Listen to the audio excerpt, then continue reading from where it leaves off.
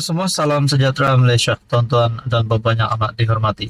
Saudara-saudara, ini satu keputusan yang pasti menggemparkan daripada SPR. Saudara-saudara, seperti yang kita tahu, pilihan raya kecil Dun Sungai Bakap telah dibuka tirai mulai 22 Jun.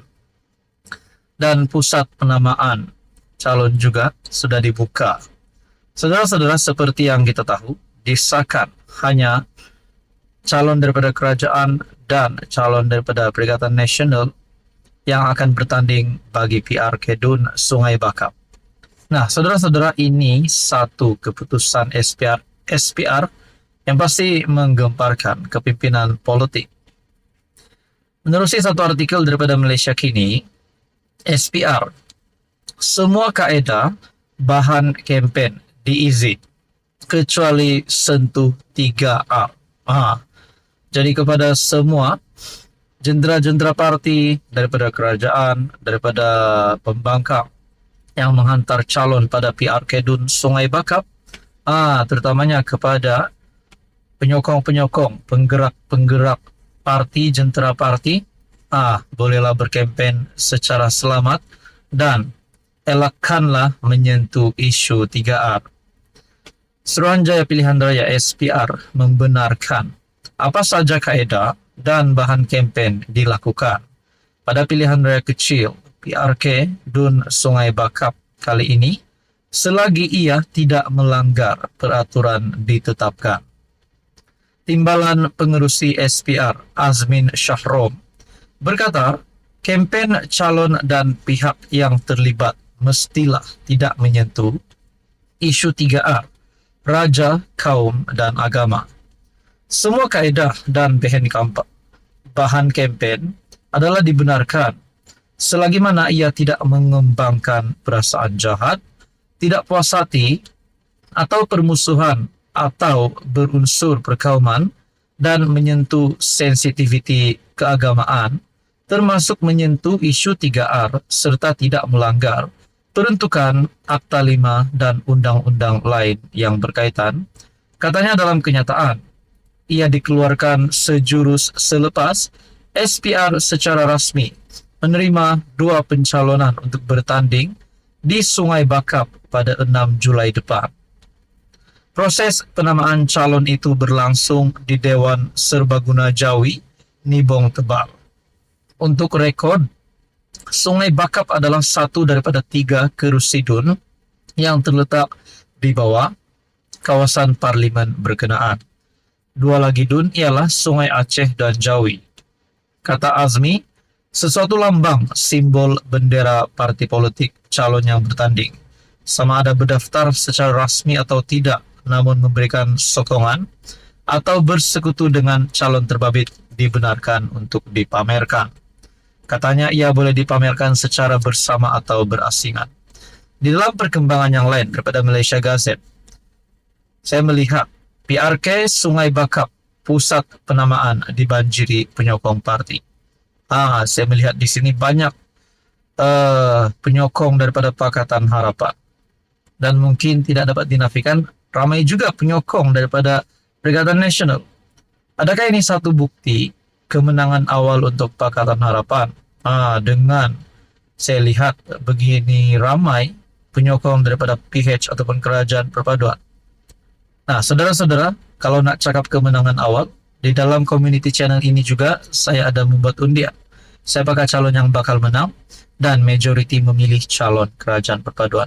Jadi saudara-saudara, apa komen Anda berkaitan dengan isu ini? Sekian saja, teruskan bersama di dalam channel ini.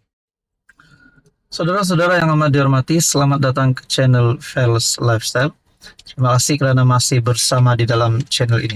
Saudara-saudara, ini satu kejutan besar dan buruk untuk Muhyiddin Yassin dan kepimpinan Perikatan Nasional.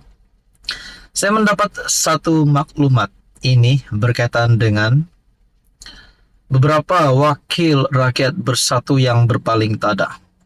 Sudah pasti kita sudah dengar, Bersatu yang telah menghantar notis kepada Speaker Dewan bagi 6 ahli parlimennya supaya pengosongan kerusi berlaku. Namun saudara-saudara, satu maklumat yang saya dapat daripada laman X Abang Aji dengan caption PN kalah 8-0. Kenapa 8-0? Nah, di sini saya akan kongsikan. Ini sudah pasti berkaitan dengan perlucutan jawatan bagi beberapa wakil rakyat bersatu yang isytihar sokong PMX. Melalui caption daripada N3X Abang Aji, PN kalah 8-0, 6 MP dan 2 adun, tidak dikira lompat parti dan tak perlu kosongkan kerusi. Kalau 8 wakil rakyat bersatu ini tidak perlu kosongkan kerusi, bermakna bersatu sudah tersilap langkah. Dengan caption tersebut di bawah dengan satu gambar, pindaan perlembagaan, larangan bertukar parti dalam kalangan ahli Dewan Rakyat. Pemecatan ahli Dewan Rakyat sebagai suatu pengecualian. Pemecatan seseorang dari parti mereka tidak dianggap sebagai bertukar parti dan adalah satu pengecualian di bawah pindaan ini. Ini adalah berdasarkan sebab-sebab seperti berikut.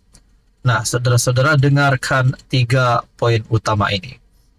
Yang pertama, pemecatan disebabkan ahli Dewan Rakyat yang mempunyai masalah disiplin atau masalah dalaman parti politik dan dipecat oleh parti politik beliau.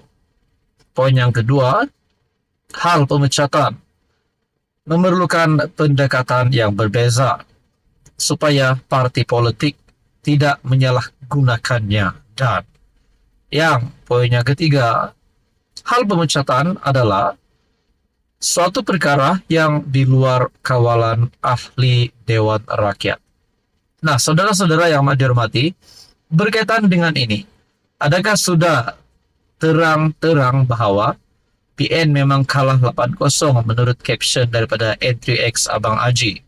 6 MP dan 2 adun, tidak dikira lompat parti dan tak perlu kosongkan kerusi. Di dalam comment section menyatakan, aku dah cakap PN syok sendiri. Sebab tu kelam kabut minta buat PRK. Nik Amar tu tak boleh buat kira, dok tahu gapo. Kalau lawan dekat mahkamah, mau tersabut ketayap Pak Haji.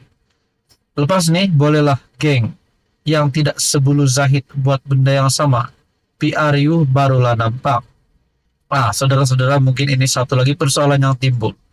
Menurut salah satu komentar di sini menyatakan, lepas ni, bolehlah geng yang tidak sebulu dengan Zahid Hamidi, yaitu timbalan Perdana Menteri yang juga Presiden UMNO dan pengurus CBN, buat benda yang sama. Nah, itu pun menjadi persoalannya. Adakah beberapa wakil rakyat daripada BN juga akan melakukan perkara yang sama dilakukan oleh wakil rakyat bersatu yang berpaling tanah?